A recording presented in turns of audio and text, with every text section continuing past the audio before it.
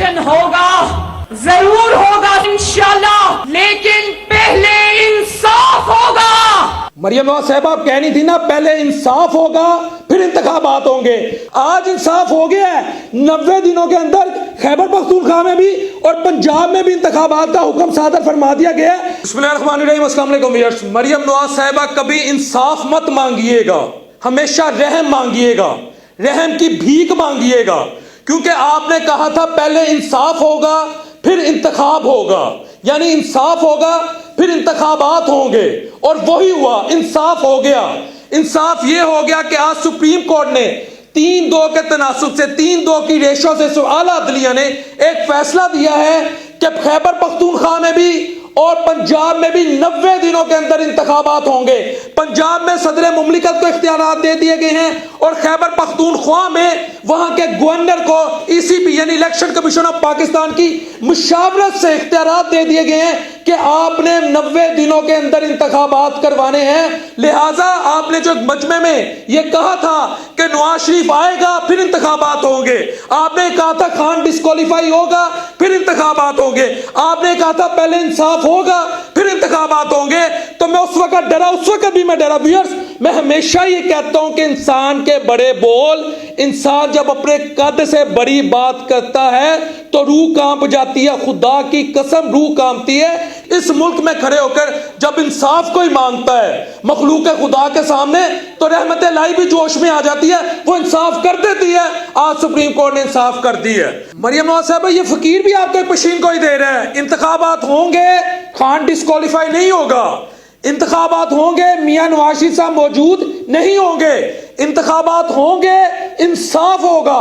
इंसाफ ये होगा कि खैबर पख्तूनख्वा में भी खान की हुकूमत बनेगी, इंसाफ ये होगा कि पंजाब में भी खान की हुकूमत बनेगी, इंसाफ ये होगा कि उसके बाद PDM ना खैबर पख्तूनख्वा में नजर आएगी ना पंजाब में नजर आएगी। अब बात यह भी, और सुप्रीम कोर्ट का फैसला बड़ा इंटरेस्टिंग है। यहां पर कुछ हमारे नून लीगी मीडिया हाउसेस और ये PDM sponsored media houses, Peoples Party sponsored media houses ये कह रहे हैं जी 2 जजेस इख्तलाफात करें। इस बेंच में बैठे तमाम जजेस काबिल इज्जत हैं। जस्टिस मंसूर अली शाह साहब और जस्टिस जमाल मंदुखेल साहब ने ये नहीं कहा अपने इख्तलाफी नोट में कि 90 दिनों में इंतखाबात नहीं होने चाहिए, उन्होंने कहा है कि हाई कोर्ट को इसका फैसला करना चाहिए। VRC इलेक्शन अब होने हैं, अगर PDM की तरफ से कोई रोड़े अटकाए जाते, अगर PDM की तरफ से कोई मामला आगे पीछे किए जाते, तो मैं ये इन्हें बता दूं कि आइन का आर्टिकल 190 क्लियरली ये कहता है कि सुप्रीम कोर्ट की डायरेक्शन पर अमल करना एग्जेक्टिव पर बाउंड है। आर्टिकल 190 ने बाउंड कर है, तो कहने का मकसद है इलेक्शन तो होने जा रहे हैं। मैं तानू एक और पेशन को ही दे देना, पंजाब में इलेक्शन होंगे PTI आएगी, खैबर पख्तूनख्वा में इलेक्शन होंगे PTI आएगी। और वीर साहब ने मरियम नवाज साहिबा की और PDM के जितने भी इनके ये स्पोक्स पर्सन है,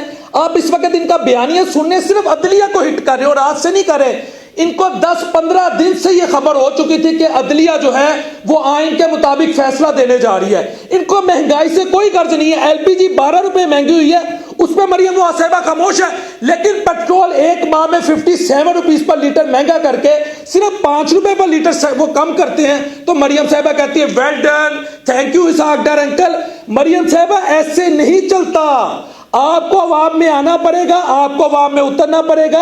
आपके MPs को, आपके MNS को जो एक्सपेक्टेड है उनको KP में भी, खैबर पख्तूनख्वा में भी, पंजाब में भी, और आपके PDM को भी आना पड़ेगा।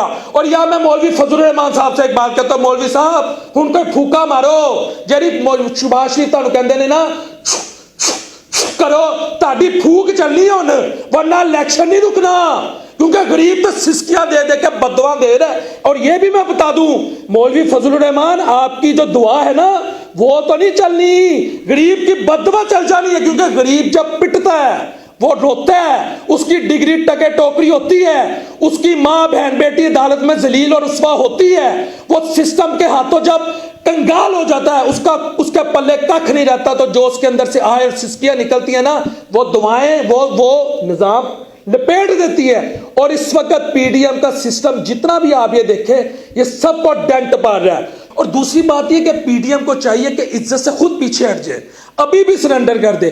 कल मोदी की क्या रेटिंग आई है कि जो पाकिस्तान का ग्राफ है, जो रेटिंग है, वो CAA3 पे चला गया है। यानी हमारे जो अल्लाह ना करे, अल्लाह ना करे, अल्लाह ना करे, जो हमारे डिफॉल्ट होने के चांसेस है वो बढ़ गए हैं। हमारे फॉरेन एक्सचेंज रिजर्व वो मुतमिन नहीं है इतने, हम बैरूनी अदायगियां नहीं कर पाएंगे, ये उसकी रेटिंग के मुताबिक है। फिर इसके अलावा LPG अब बढ़ रही है, पेट्रोल अगले आने वाले दिनों में नायाब हो सकता है मार्केट में। आपकी IMF की डील अभी तक मुकम्मल नहीं हो रही, तो आप किस वजह से सिस्टम के साथ चिपके हुए हैं?